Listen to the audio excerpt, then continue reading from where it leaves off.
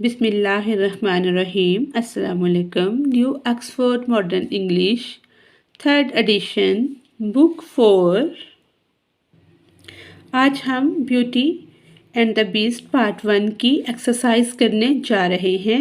Comprehension समझकर पढ़ना।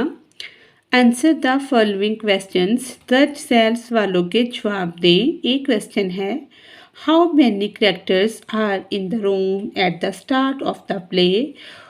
Who are they? यानी कि जब प्ले स्टार्ट हुआ है ड्रामा, तो कितने करैक्टर थे कमरे में जब वो स्टार्ट हुआ है और वो कौन थे? इसका आंसर है, there are 7 characters in the room.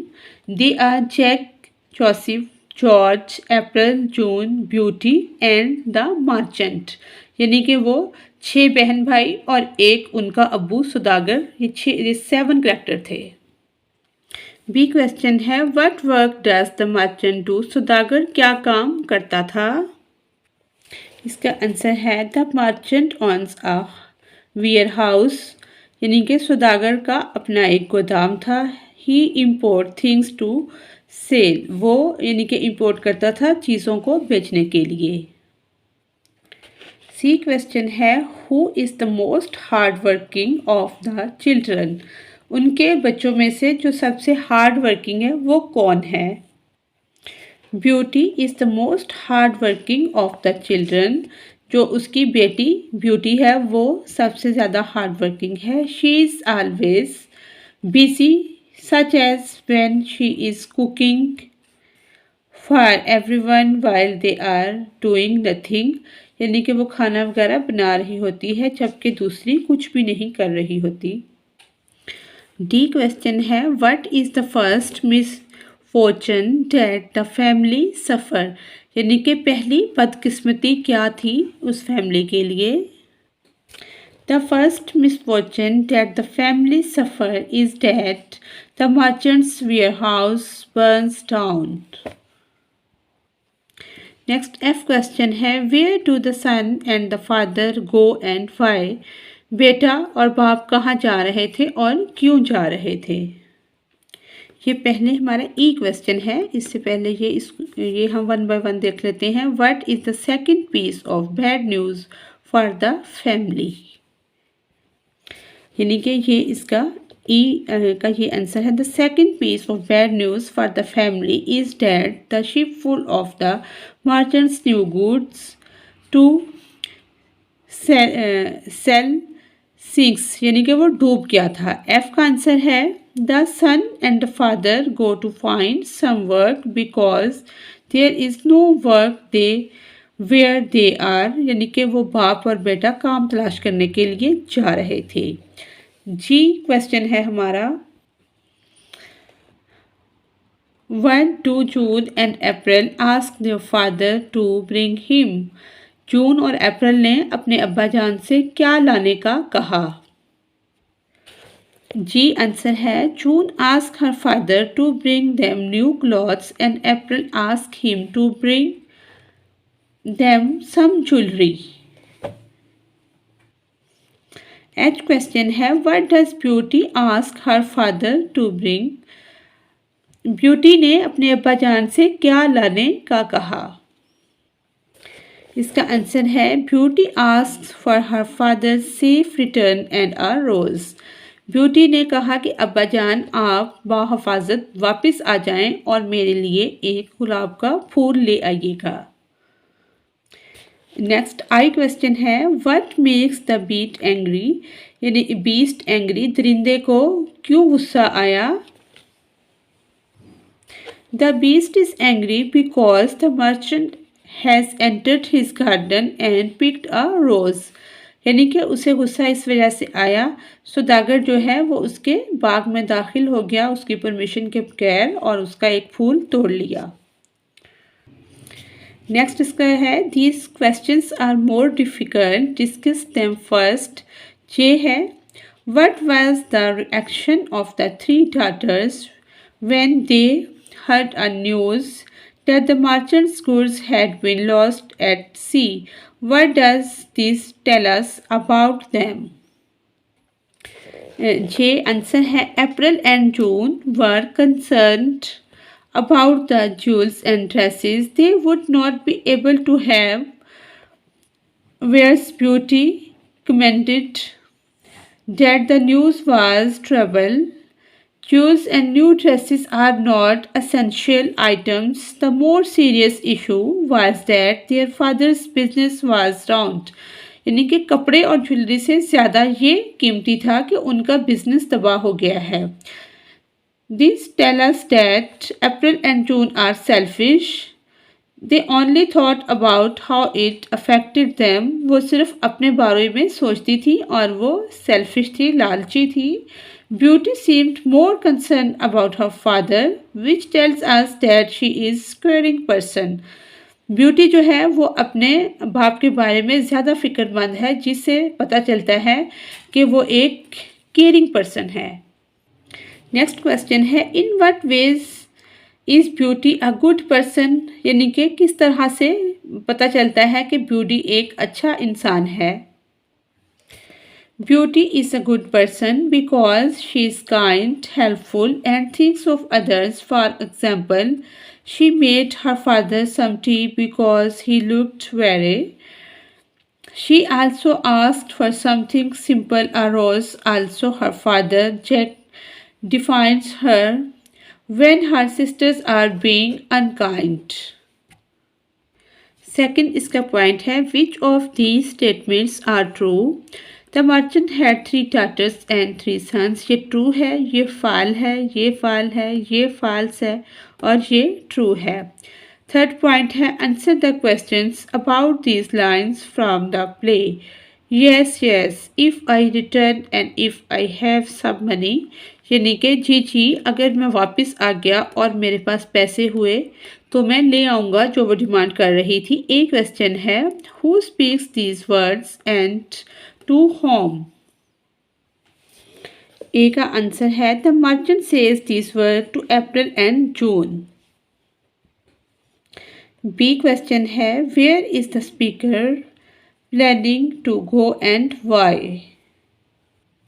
इसका आंसर है he is planning to go away to find some work. There is no work available where they are. C question है what is the speaker promising to do.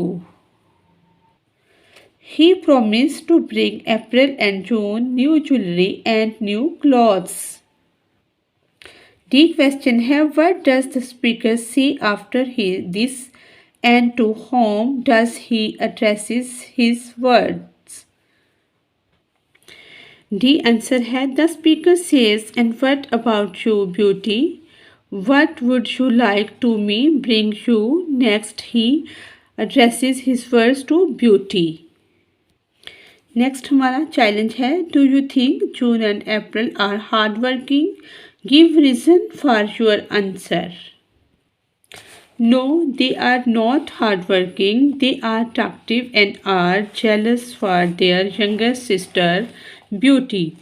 They talk about her negatively and do not take any interest in serving their fathers or doing domestic works of any sort. All they are interested in are new clothes and jewelry. B point है working with words, लफ्ज़ों के साथ काम करना. Find words in the story which have the same meaning as the following. जैसे possessing मलकियत, ऑनिंग भी मलकियत को ही कहते हैं. स्टोर रूम, गोदाम को स्टोर रूम को गोदाम भी कहते हैं और वेयर हाउस भी कहते हैं. गेमिंग, ट्रिक, स्केयर, सेफ, एश, सिंडर्स, यानी कि ऐश भी राख को कहते हैं, जलकर राख बन जाना, और किंडर्स भी इसको राख को ही कहा जाता है. Hardship, difficulty. Next second point है follow this instruction and complete the crossword. इन इंस्ट्रक्शंस को, हदायत को फॉलो करते हुए हमने इन क्रॉसवर्ड्स को जो नीचे ये दिए गए हैं इनको पूरा करना है. रीड द, ये वाली क्लोज हमने पढ़नी है. ये समझाने के लिए दिया हुआ है। रीड द क्लोज नंबर 2 से 6 तक। Right the words all from the play in the crossword grid. ये जो बनाया गया है, जैसे हम इसको रीड करेंगे। Right a clue for the word in the space provide 1 P, यानी कि पी प्रोवाइड कर दिया गया है। पी से कौन सा वर्ड बनता है, ये हमने PROBEBABY प्रोबेबली LY प्रोबेबली, यानी कि पी दिया गया है, उससे हमने ये वाला वर्ड बना लिया है और ये है नंबर 1। सेकंड पे क्या है, ये सेकंड नंबर है। टू ट्रीट मर्सीफुली, यानी कि रहम दिली से। SPARE स्पेयर, यानी कि जैसे रहम दिली से कि तुम मेरी जान बख्श दो, ज़िंदगी बख्श दो, तो स्पेयर ये सेकंड है। अब थर्ड में क्या है, वेल्थ दौलत एंड रिचेस। हम थर्ड को फॉलो करेंगे। ये 3 नंबर है, इस पे ए दिया गया है। AFFORD अफोर्ड, के अफोर्ड उसका फादर कर सकता था। से 5 है। आ कंफ्यूज नाइस, जैसे शोर। हम 5 नंबर को फॉलो करेंगे। ये 5 नंबर है। नहीं, ये वेल्थ एंड रिचेस का है, ट्रेसवर।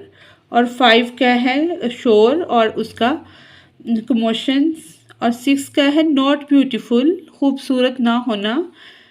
डिसप्लेसिंग टू द आई, यानी कि अगली। 6 नंबर को हम फॉलो करेंगे। GULY। प्रीफिक्सेस सबके। The prefixes un before a word make it a negative un means not, यानी कि जब हम किसी वर्ड के साथ अन लगा देते हैं तो वो नेगेटिव मीनिंग में चला जाता है। Example, the word happy becomes unhappy, खुश से नाखुश का बन जाना। इसी तरह से here are some words which from their opposites by adding the prefix, उसके साथ हमने लगाना है un, जैसे kind से unkind, made unmade, lucky unlucky, down undown, and other prefixes that is used as a negative is dissatisfied, disappear। इसी तरह से थर्ड पॉइंट है C, if you can add the correct prefix un और dis to the following. इनमें हमने add कर दिए हैं happy unhappy, agree disagree, place displace हो जाएगा, appear disappear, believe disbelieve,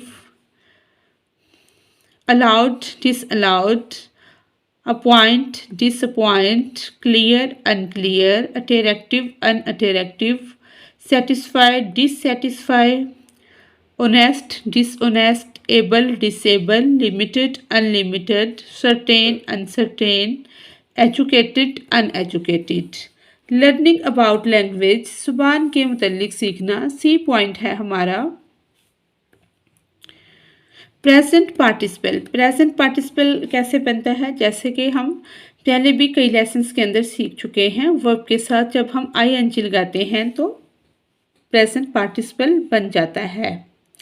underline the present participle in the following sentence, see whether they are used as verb और adjectives, यानी जो वर्ब और एडजेक्टिव के तौर पर यूज़ हुए हैं। If they are used as verb put a circle around the object, if they are used as adjective, यानी कि सर्कल हम बनाएंगे जब वो एडजेक्टिव के तौर पर ऑब्जेक्ट के तौर पर यूज़ हुए हैं। अगर एडजेक्टिव ड्रा आ बॉक्स तो उसके अराउंड हम बॉक्स बनाएंगे, जो कि हमने बना लिया है। वन डे आई सा अ मैन रीडिंग। रीडिंग क्या है, वर्ब है, ये है प्रेजेंट पार्टिसिपल। वर्ब के साथ ING, ये वर्ब के तौर पर यूज़ हुआ है और बुक के लिए यूज़ हुआ है, तो बुक को हमने सर्कल कर दिया, इसको हमने अंडरलाइन कर दिया है। I saw another man painting, verb के तौर पर यूज़ हुआ है। अवाल, वाल के लिए, वाल को हमने सर्कल कर दिया, इसको अंडरलाइन कर दिया। The man reading, reading verb a book, यानी कि वो एक किताब पढ़ रहा है, ये पास्ट पार्टिसिपल वर्ब के तौर पर यूज़ हुआ है। बुक के बुक को हमने सर्कल कर दिया है। और स्टैंडिंग ये भी वर्ब है और पार्टिसिपल के तौर पर यूज़ हुआ है।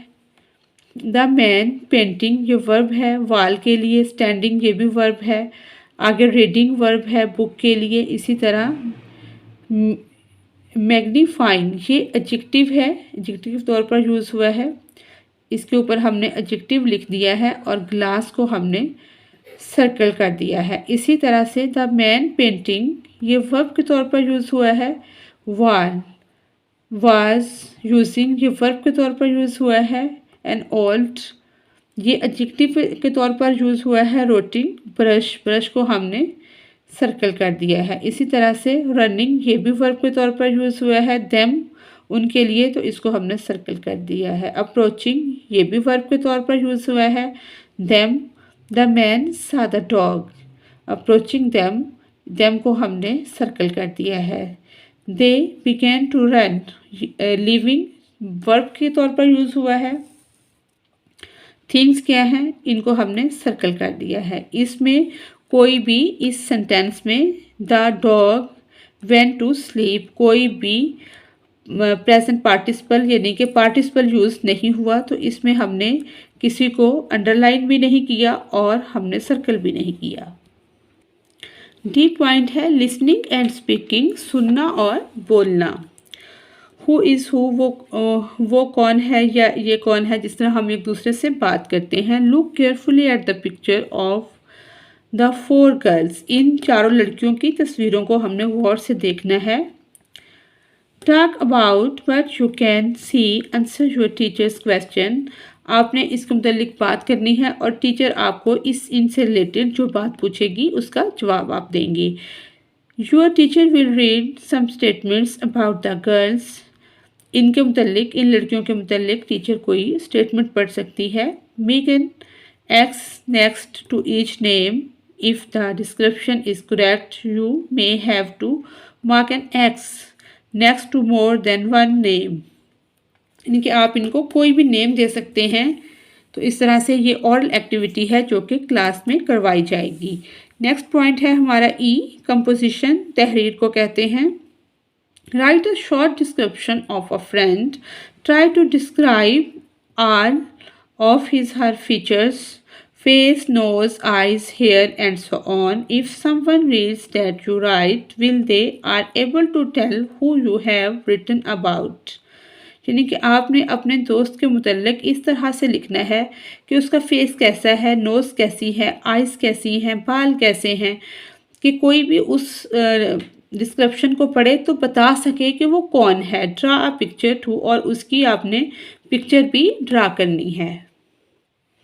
My friend has jet black hair and a somewhat white forehead. His eyes are light brown and he has a small stubby miss nose. ये nose है। His lips were full and his mouth can be called medium sized. He is heavier than me but shorter in height too. That gives him a appearance of being a little chubby. His color is fair, उसका जो रंग है वो सफ़ेद है। And he parts his hair on the side. His teeth are white but he does not have a pretty smile. I don't know why. यानी कि ये सारी अपीयरेंस बता दी है कि वो इस तरह की है। उसके जो कलर है वो वाइट है लेकिन उसकी स्माइल इतनी अच्छी नहीं है। मैं नहीं जानती, ये बच्चे खुद बताएंगे इसके बारे में। इसी के साथ ही हमारी आज की एक्सरसाइज कंप्लीट होती है। Thanks for watching us.